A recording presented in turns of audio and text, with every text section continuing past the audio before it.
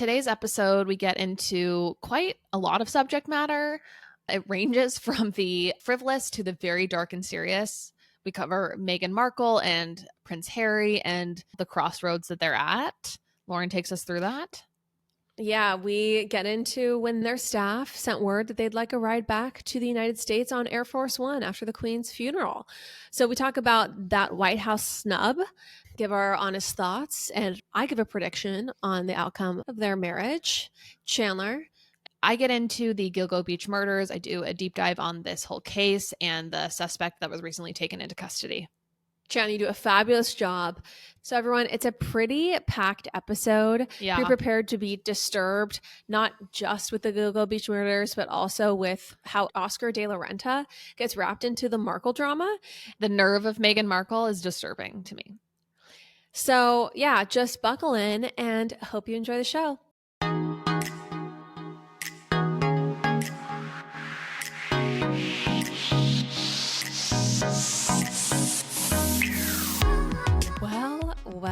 Well, Chandler.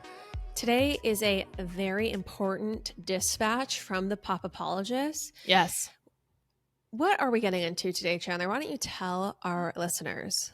Today we are doing an entire deep dive on the Gilgo Beach murders and the recent breaks in the case is all I'll say.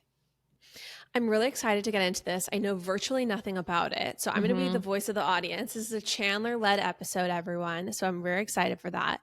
But before we dive in, I need to talk to you about some breaking Meghan Markle news. Are you ready for this? Okay, yes, I'm so ready. I also don't know anything about this. Okay, did I say Meghan Markle? Just want to make sure I pronounce that correctly. Okay, one Meghan Markle.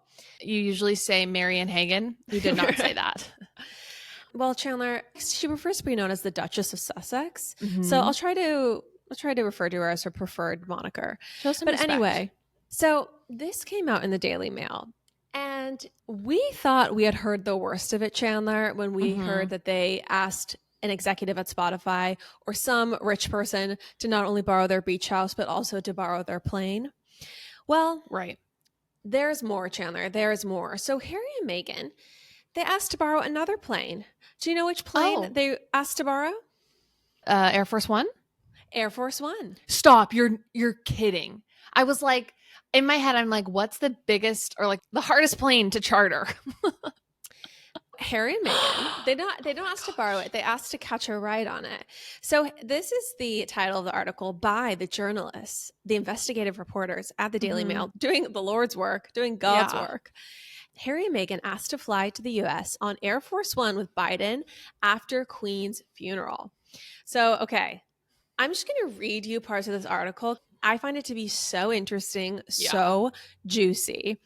But this is what it says. It says, Prince Harry and Meghan Markle wanted to ride back to the United States on Air Force One after the Queen's funeral, but the request was denied by the White House in case it caused a commotion. Months earlier, First Lady Jill Biden was also invited to attend Harry's Invictus Games, but the idea was killed amid concerns that the royal family may have been offended by her presence there. Both failed initiatives are understood to have been part of a campaign by the Sussexes to gain political influence in the United States as they settle into their new life in California. Meghan publicly advocated for paid family leave to lawmakers on Capitol Hill and worked behind the scenes to connect with the Bidens. This is what the dailymail.com discovered from speaking to many current and former officials in the Biden administration and the British government.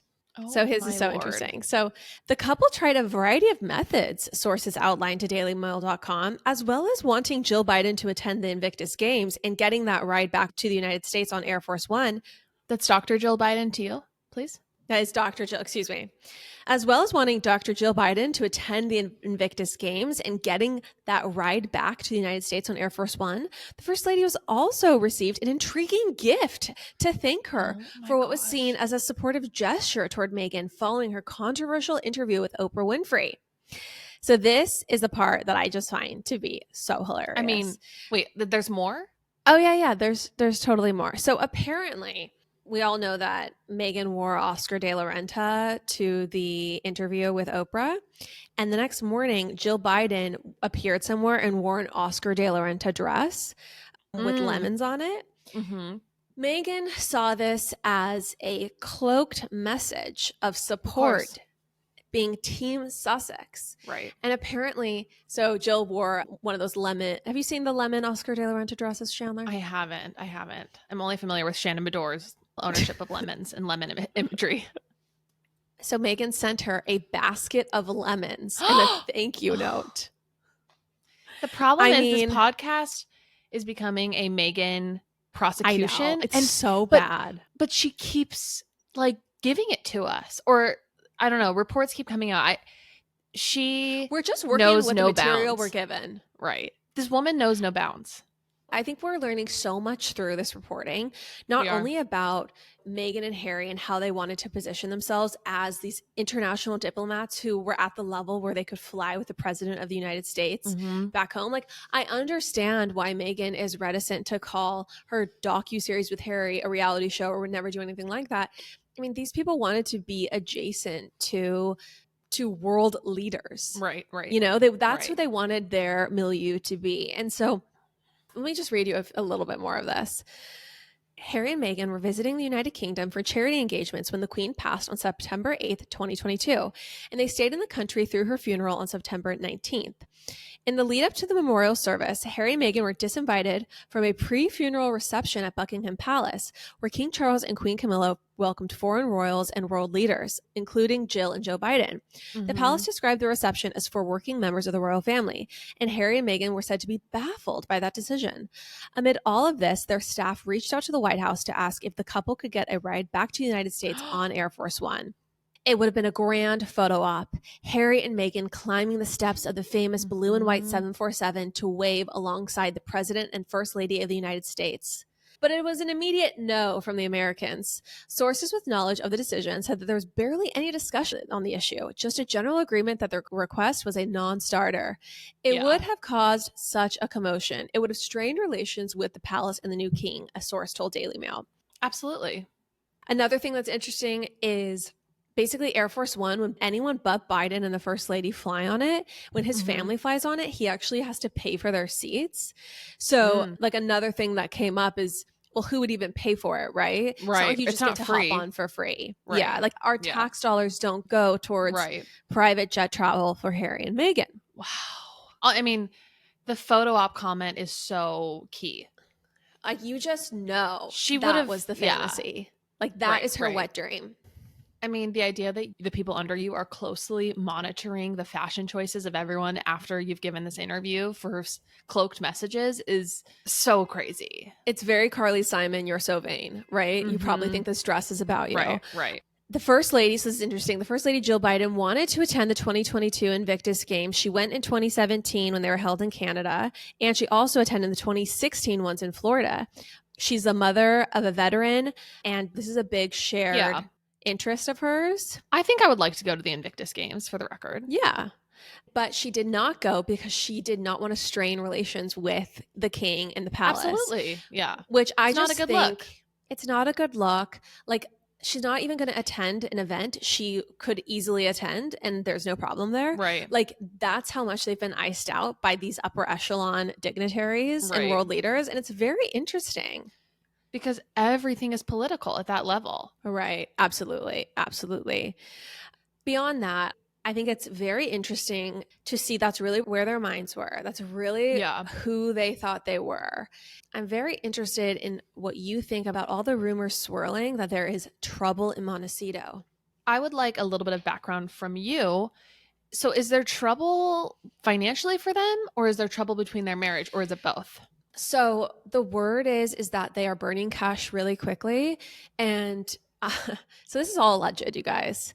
Trust me, I'm about to do it in Nantucket for 3 days. I'm going to spend $300 a day. It's going to be burning that wallet dry, living beyond my means. No, so word on the street is that, yes, their lifestyle, it's not supported right now with their deal failure rate. Correct. And it's unconfirmed that how much they made from any of their deals, but they definitely didn't make the full $20 million from Spotify. Who knows what they're actually making from Netflix? It strains credulity that Netflix didn't have a clause in the contract that said a lack of performance would necessitate a lack of payment. Right. So people have DM'd me crazy low numbers. So anyway, yeah, it's very interesting. I don't relish these two splitting up at all. I don't relish their demise. So are both things potentially happening? Do you feel like there's trouble between their relationship, or is it just financial trouble? Well, here's what I really think. I think that Meghan specifically married Harry for his connections and wealth. She was disappointed, and this is widely reported. She was disappointed in his lack of actual wealth, right? Right. Personal wealth. Right. She was disappointed in that. And then they couldn't manage being number 2 or number 6 or whatever it was. So anyway, I think that Meghan's game plan was to try to become these Santa Barbara dwelling dignitaries on the level with Oprah, with Michelle Obama, etc. Right. But nothing's panning out. It sounds like a massive case of Schadenfreude. I really don't feel that way right now, actually, because if anything, I would prefer to have Meghan Markle and Prince Harry be successful, because I think that will generate way more content. Literally, I was and just then going to say, fading away into for our oblivion. podcast. It'd be huge. Like, I would so happily click her reward style links. Right. So happily, I would watch her lemon water tutorial. Yeah. However, that's not what they're giving, right? And all of the content that they produce has largely floundered, except for the content where they're just shit talking the royal family. Yeah. And they've kind of wrung that towel dry, and they're a little bit at the end of the road in terms of content that they're willing to create. And the deals, are going south dramatically. And I think it would strain any marriage, regardless of mercenary intent or otherwise, if businesses go south, right? Right. I think that with true love, you get through that together, you emerge stronger, but it's still a hard thing to go through. They seem to really be at a crossroads right now with what direction they're going to go with their life, because clearly what they were trying to endeavor to do just fully did not pan out. Right. Archwell did not pan out. None of these co-brands really worked. And so what they're really doing right now is dividing things and going in separate creative directions. And Harry is going to be reportedly spending a lot of time by himself filming a documentary in Africa. Okay. And Meghan signed exclusively with WME, so that's her agency, and is going to be doing projects on her own. So there has been reporting that Harry has had a private room at the San Vicente bungalows, and that he's used that as a space to have privacy. Apparently the Santa Barbara mansion doesn't have any spare bedrooms, can't have a man cave near the chickens, perhaps, at the guest house. So anyway, there was that, but now things are looking even murkier. So what they're saying is that it's not just separate creative directions. They are taking time apart because the relationship has grown. And this is all hearsay. This is tabloid fodder. But the reason I'm even saying it is because there are now so many reports of it. It's not just like one Hello magazine report. Right. It's not just one Dumois post. There's Radar Online. There's the Daily Mail. There's a lot of reporting going on right now. And anyway, I think that it's very possible that all these failings have really taken a hit to their relationship. Yeah. Especially if Meghan was in it for the clout and the success. Right. And I think that it'll be interesting to see if these two actually weather the storm and stay together. I don't know. All I can hope is that in the midst of this, we get a brand new post on the TIG that, says a new chapter or something. I just hope that if they are going through a divorce, I hope she does capitalize on it and give us more content. Or if they are separating. She won't, but I hope. There was a really pivotal scene in The Real Housewives of Beverly Hills where Yolanda Hadid, we're back to lemons, was making lemon chicken for David Foster. Yeah, of course. And she had prepared 2 chocolate cakes, I believe, just in case one fell flat. Anyway, they cut to an interview with David Foster, and he said, I'm a Yolanda lifer. Yep. And that man feel that way about Meghan. I'm a Meghan lifer. Once she starts giving me the content I am interested in, I'm ready to support this woman until the end of time. Right. Until then, I'm struggling. That's how we felt when she first came on the scene. But I think we should move on. Wait, can we give a little predictions? What do you think is going to happen with these two? I think they'll stay together.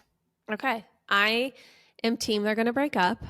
I think that a separation announcement will happen within the next 12 months. Oh my gosh. You've been right so far. Were you right about Kim and Kanye? I was right about Kim and Kanye. I was right about something else. Even more recent. Taylor and Joe. Right. You do relish in this. I don't relish being a medium for Hollywood breakups. But sometimes the spirits, they open new dimensions to you, and I just receive. No, literally, you are like Long Island medium. Like you don't want this. You don't want to have to commune, but unfortunately, they're trying to speak to you. Unfortunately, I'm getting a signal that there's something about roses. There's something about a house sold for 16 million. There's something about a garden driven away from. That's what I'm saying.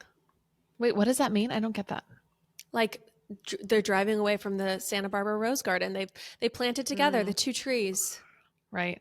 Anyway, that's the vision I'm getting. Yeah. Okay.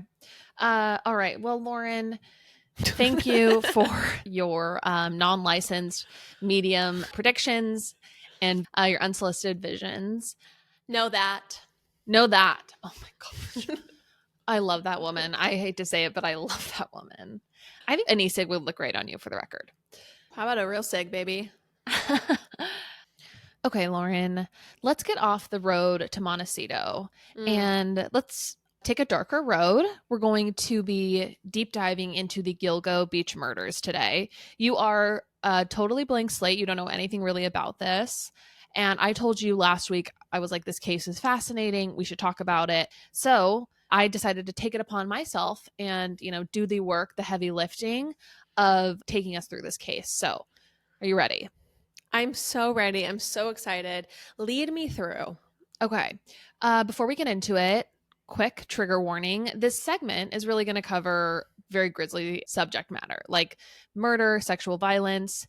Please take care of your mental peace. And, if any of this will trigger or upset you, skip to another episode. So the Gilgo Beach serial killings were a series of murders between 1996 and 2011 in which the remains of 18 people were found in Gilgo Beach, which is on the south shores of Long Island. Okay?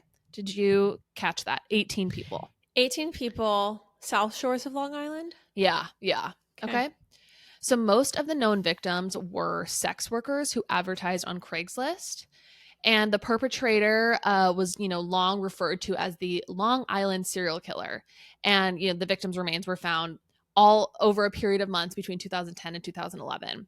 But the murders took place long before then. So this case is a bit complicated because it spans over so much time. And I'm going to try to be as concise and clear as possible, but just stick with me. All right? All right. Okay, so this all began with Shannon Gilbert and her disappearance. Shannon was a 24-year-old woman who disappeared in the Oak Beach area in May of 2010 while working as an escort. Let's just ground ourselves. Lauren, where were you in 2010? Oh, I was working as a barista and a poet. Yes. Thank you so much, Chandler, for bringing this up. In San Clemente, California. Yes. Okay. Actually, Dana Point, Pete's Coffee. If anyone happened to get a latte there, I was behind the bar slinging drinks. Where were you, Chandler? I was a freshman in high school. Wow. Okay. Shows me to flex, but there she goes. Just another quick way for me to bring up my age. Okay. Back to Shannon. So Shannon vanished after fleeing from a client's home, and she made a 23-minute long emergency call to 911 where she was heard saying, quote, "They are trying to kill me." After she went missing, police searched along Ocean Parkway, which is near the remote towns of Gilgo and Oak Beach in Suffolk County in Long Island. So as police were searching for Shannon, they found the remains of 4 other victims, not Shannon. So they found the remains of Maureen Brainard, Melissa Barthamy, Megan Waterman, and Amber Costello. And they were all found within 500 feet of each other along this shoreline. All 4 women were in their 20s and worked as escorts. 2 of them had children, and all of their bodies had been bound either at the ankles or feet and wrapped in burlap, and all appeared to be strangled. Okay. Sorry. It's just like my entire body is just like deflating. Like it's just like so abhorrent. It's so horrifying. I listened to several other podcasts about this, read a bunch of articles. It's extremely dark and grisly. So everyone just buckle in. So these women were designated the Gilgo 4. So just like taking a second, why this case gets a little complicated when you're trying to do a deep dive on it is because the person who originally was missing was not the person they found when they discovered these 4 women's remains. It's really intense to think that like you're searching for someone who's missing and then you find 4 other dead bodies. Yeah. Yeah. That is a little intense, I would say. Yeah. So, in the weeks after officers found their bodies, they would find 6 others, 4 more women, a man, and a 2-year-old girl. And this would lead us to the really sick and dark conclusion that this stretch of land is very remote and where killers like leave remains. Oh, really? Honestly, more grisly details about these additional remains that were found, but I don't want to like get into all that Yeah. because it's a lot and people can like feel free to look it up. I just feel like really sickened by some of those details. Another crazy thing is that I have actually been to Jones Beach, which is where some of these additional remains were found. I went there like the first summer I moved to New York. It was like the first East Coast beach that I went to. So it's like not far out of the city. And I will say that the brush is super thick, so it really makes it hard to see anything. So let's note that Shannon Gilbert's remains, the woman who went missing, who kicked all of this off, her remains were not found till a year after the remains of the Gilgo Four were discovered. Oh, really? Uh-huh. Yeah. So it all began with the search for Shannon, but her remains weren't found till like a year later. And her cause of death remains contested.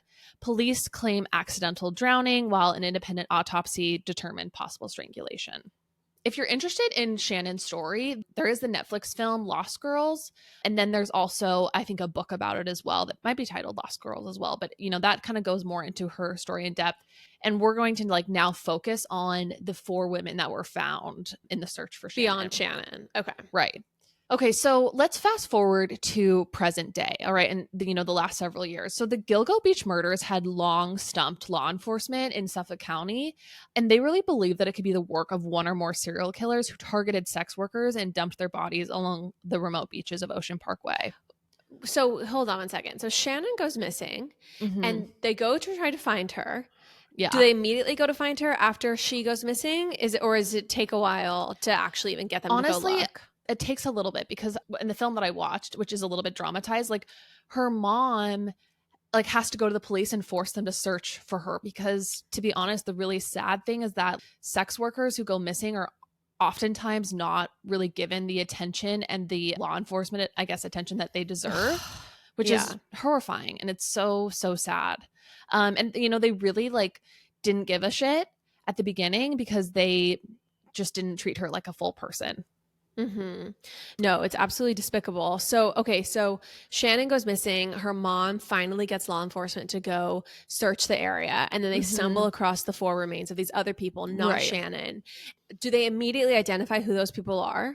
Yes, because soon thereafter, those victims' families and Shannon's mom are like all kind of on the hunt to figure out who the killer is. And at that point, Shannon's remains haven't even been found yet. So they're able to identify them as other escorts but they who have gone missing earlier.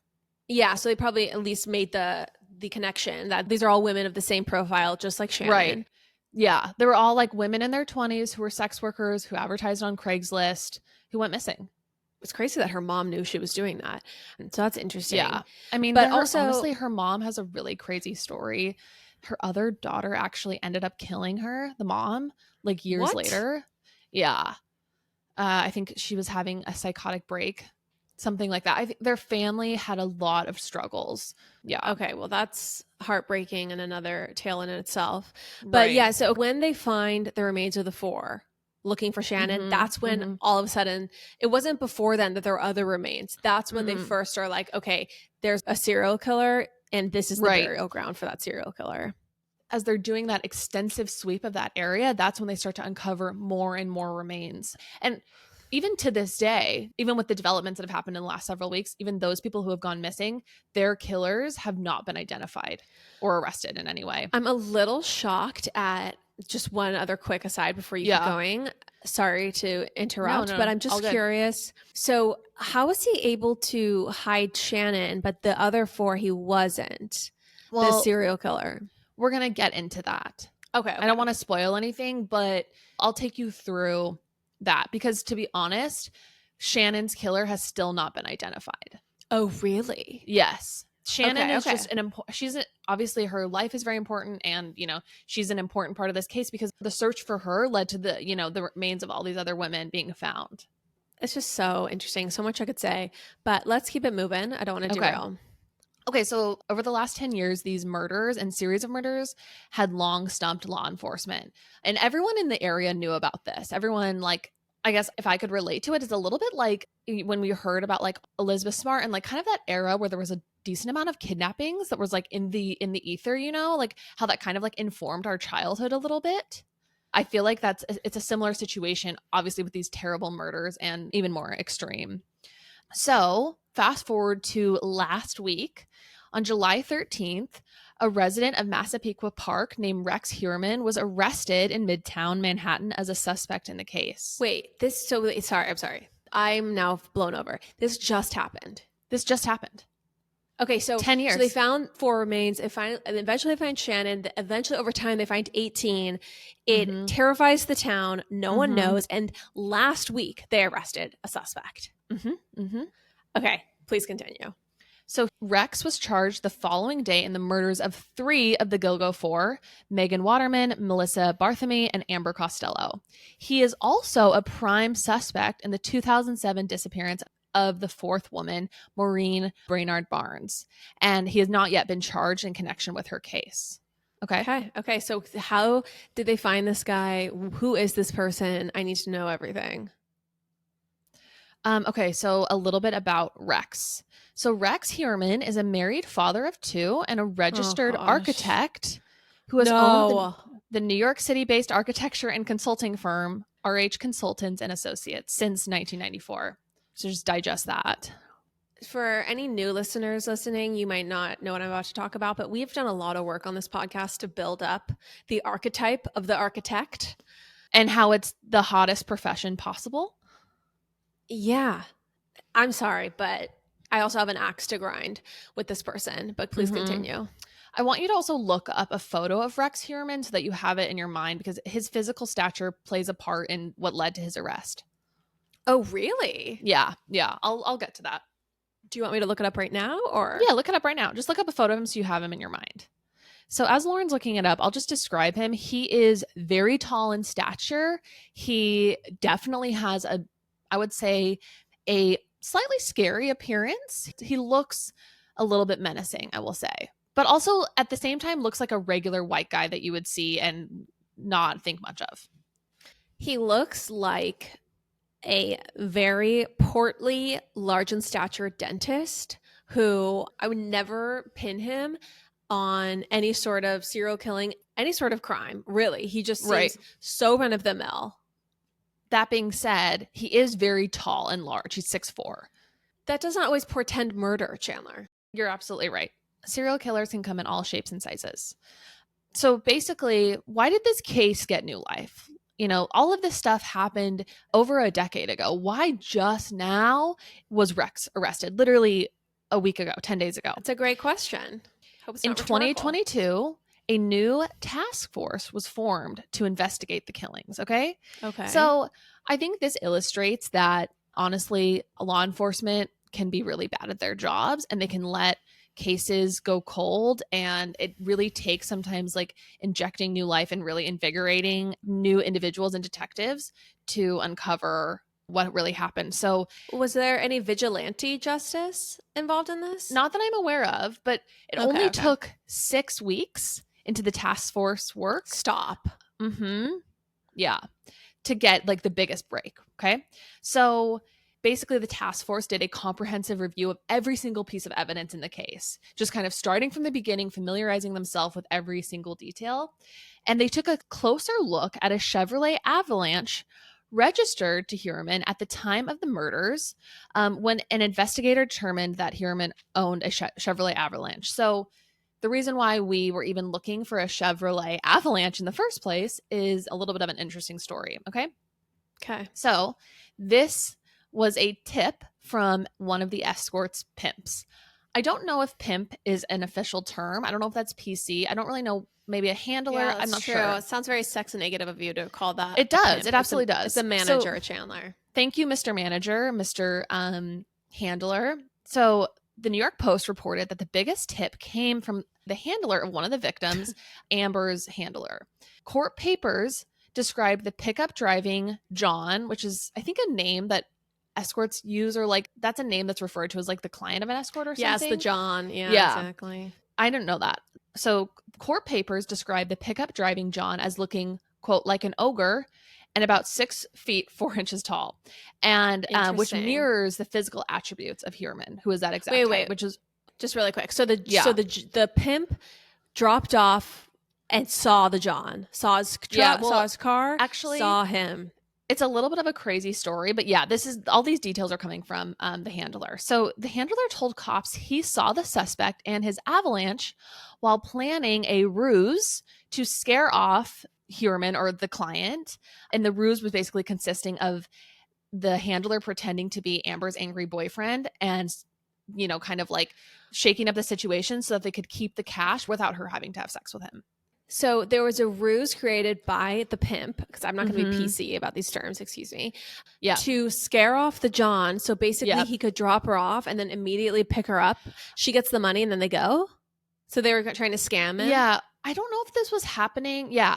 Like I'm not entirely sure exactly how this ruse went down, but basically they were trying to, you know, secure the cash first and then basically have the fake boyfriend show up and get really upset and take her away so that they could keep the cash without her having to, you know, perform sex acts.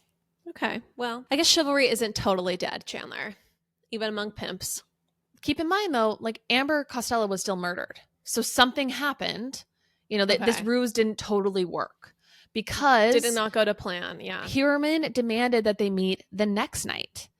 Okay, so he called Amber back and demanded that they meet the next night. He used a burner phone, and you know this burner phone was linked to Massapequa Park, which is where the architect lived, just miles where Costello and the other, you know, Gilgo 4 women's bodies were found months later in 2010. So basically, this is another piece of evidence. One of the burner phones was like pinged in the location where Heuermann lived. But here's my question. If they're burner phones, how does the police know to even track those records of these burner phones? We'll get into that.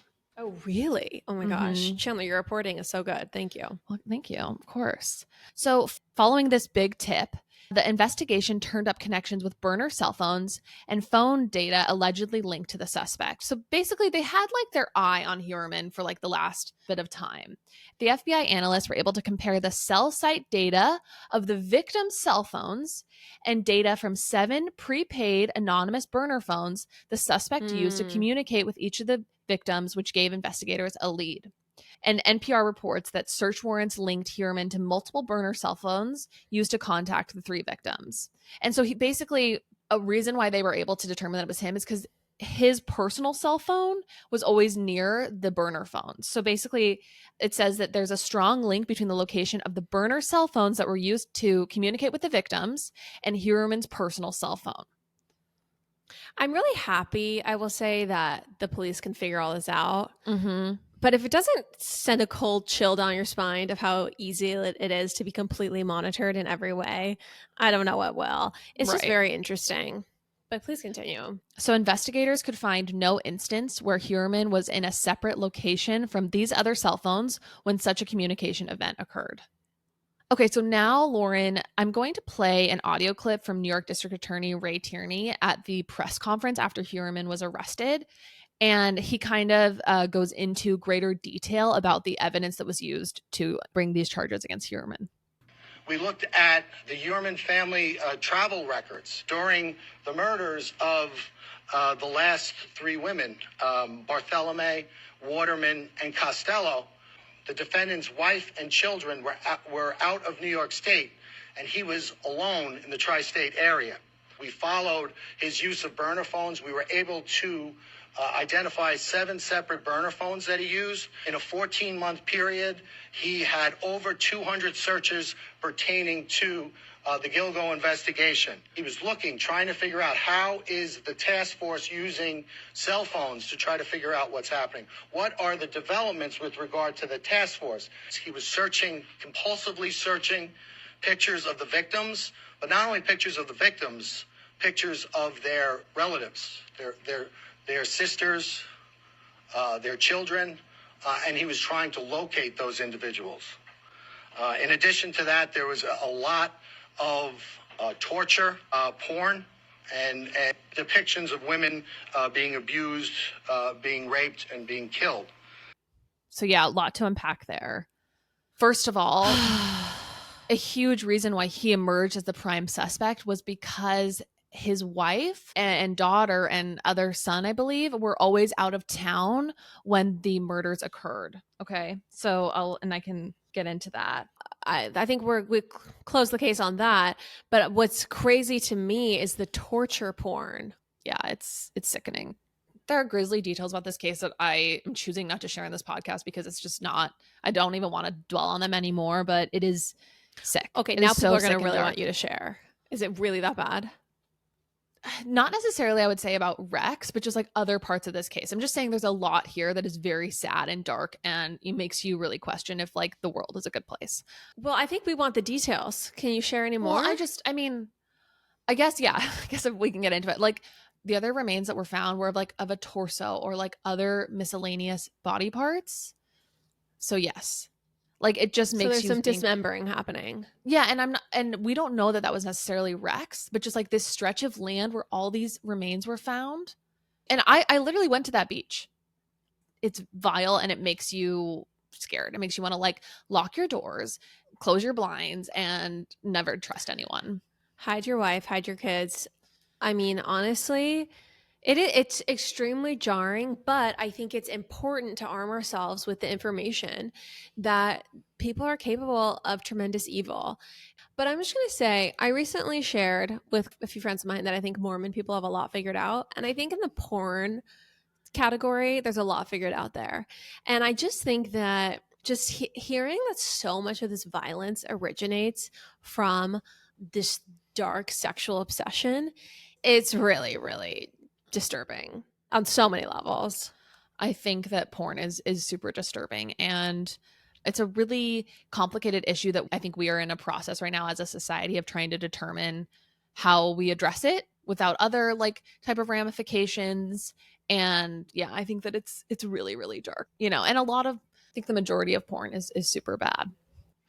I think that it calls a lot into question in terms of like, how as a society we will kind of say, okay, no, now we're approving this, or we're going to lend respect to this, or we're going to try to toe the line here. Mm-hmm. And it's just such a complicated situation. It's super complicated. You look at these women and like what happened to them, and like the fact of the matter is, it's like they were putting themselves in danger. I mean, to make a living. That's what I mean. Like, it's not just about like the sex work debate. It's not just about, is this something that should be done? It's also about like the environment that it's generally done within, and like that can be a very dangerous one, physically dangerous for the person. And the very fact that the police did not really care about these disappearances, because there's a term that's escaping me, but they were treated as like non-people. I mean, think about Gabby Petito, right? It's a stark contrast in like what the police deem as like a case worth investigating or a person worth searching for. One of the saddest parts about this is the way that there's just such a dehumanization of women who engage in this for whatever reason. And I think that there's a dehumanization from the Johns, from the police, from people with regard to the profession. And it's just, it is something where I think that it just really requires more thought. But anyway, we're not going to solve that problem today. No, it's certainly a systematic issue. Okay, so I just want to get into a little bit more of the fact that the police were able to triangulate that whenever a murder occurred, that the Heuermann wife and daughter were out of town. Basically, when the one victim, Megan Waterman, was reported missing in June 2010, she was in Maryland. She was in New Jersey in September 2010 when Amber Costello vanished, and in Iceland in July 2009 when Melissa Bartholomew was last seen. I actually don't know if I'm saying her name right. The district attorney said it a different way than me, so apologies if I'm getting that wrong. Okay, so I want to get into another crazy part of his arrest. We're zigzagging a little bit because more is coming to light after his arrest, but it's all really interesting. And so another critical aspect of this case was the DNA evidence. Okay, so once investigators knew who they were looking for, they obtained samples of his DNA from discarded bottles in his trash can, as well as a partially eaten pizza crust that he threw in a trash can in Manhattan. And I think that it's just DNA evidence is absolutely incredible. And anyone who chooses to commit homicide in the age of DNA evidence, like, good luck. So another critical piece of this is DNA evidence. So once investigators knew who they were looking for, they needed to like really confirm it, obviously, to like make the arrest.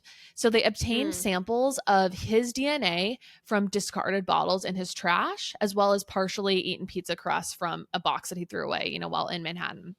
And so they matched the DNA from the food and the discarded bottles to a piece of hair that was on the burlap fabric that one of the victims was wrapped in.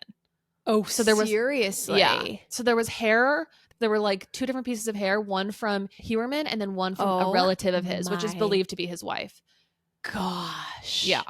Okay, that makes sense. So they obtained the DNA samples and then they found hair on the body. They found this DNA.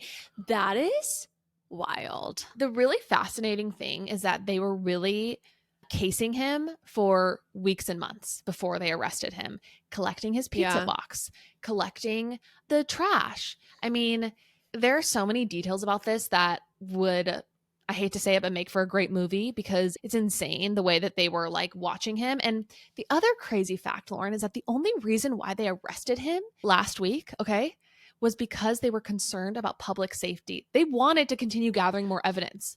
Wait, for real? But they're like, he could do this again. For whatever reason, we don't know, for whatever reason, last week, they had filed like an emergency something, or they had to swiftly get things into place so that they could make the arrest immediately because they were afraid he was going to act again. I don't know if... Okay, so they for sure were hearing him or seeing him on Craigslist about to meet with some other girl. Yes. There are like a few other really crazy things. So back in 2011, so over 10 years ago, the criminologists put together a profile for who the serial killer could be. They said the victims were probably killed by a white man in his mid-20s to mid-40s. They said he is married or has a girlfriend. He is well-educated and well-spoken. He is financially secure. He has a job. He owns an expensive car or truck and lives or used to live near where the bodies were found. So check, Rex Heuermann. Now that we know who it is really interesting to see that they had the profile to a T, basically. That person describes a lot of people in the world, but it just took so long for them to actually identify who that person was. It's reaffirming in the fact that the right detectives can figure this stuff out. Right. So it's very chilling to see the video of him being arrested, because they basically get him after work on that day on July 13th. And what you see is him walking down the street in Manhattan. And you see 2 men in suits behind him who just look like they could be finance, Wall Street bros, walking behind him. And then all of a sudden they sort of make a circle around him to like stop him from, and he kind of is like, wait, what's going on? Like he kind of like just tries to like brush past them a little bit, but they like literally close him off and then they arrest him.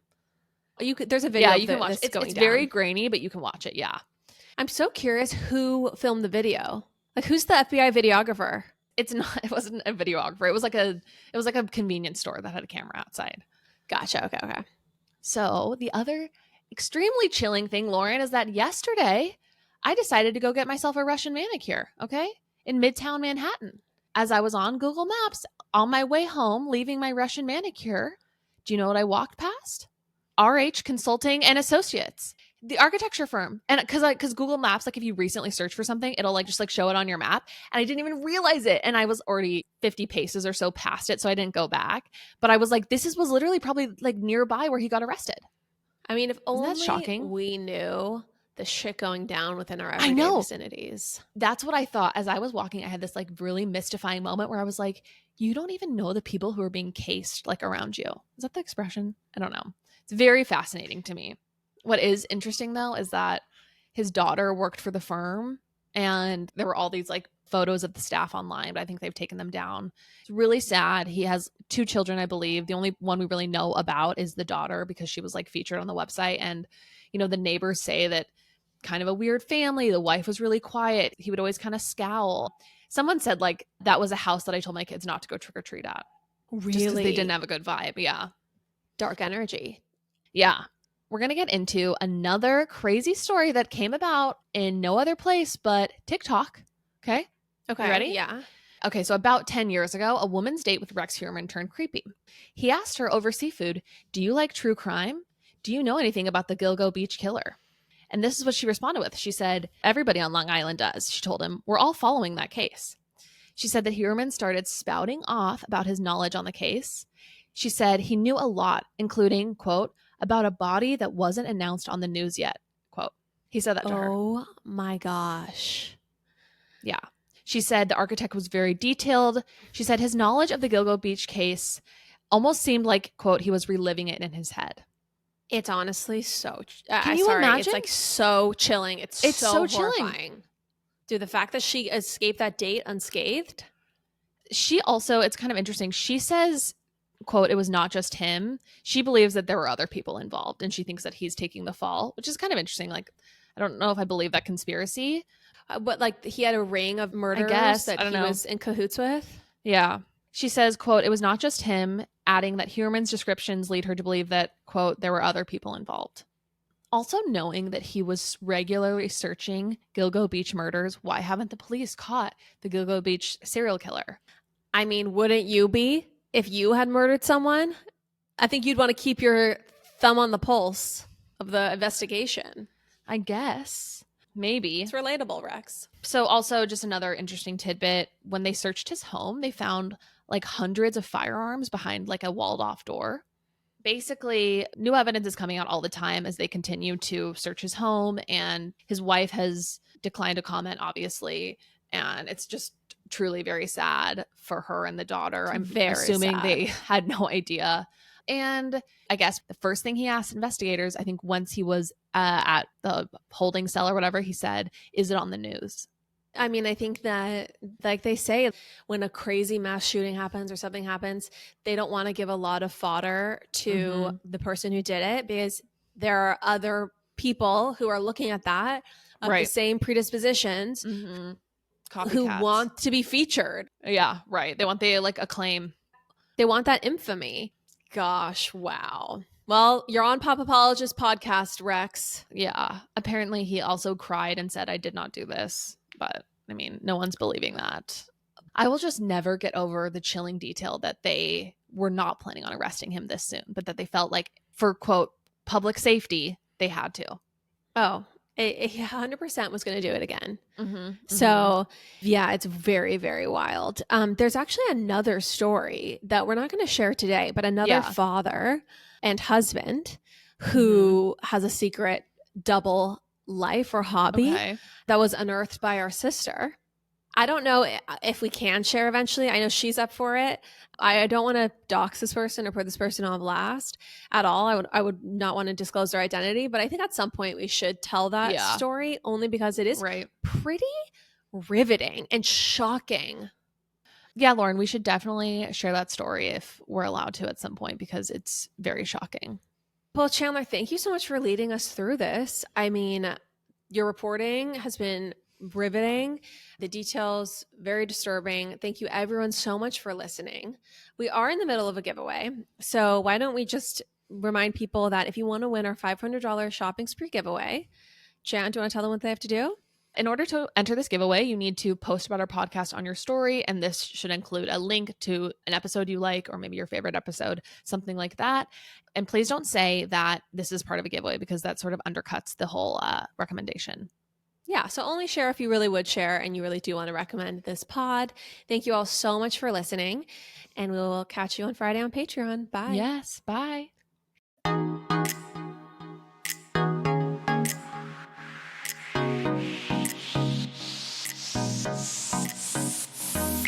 That's all for now, folks.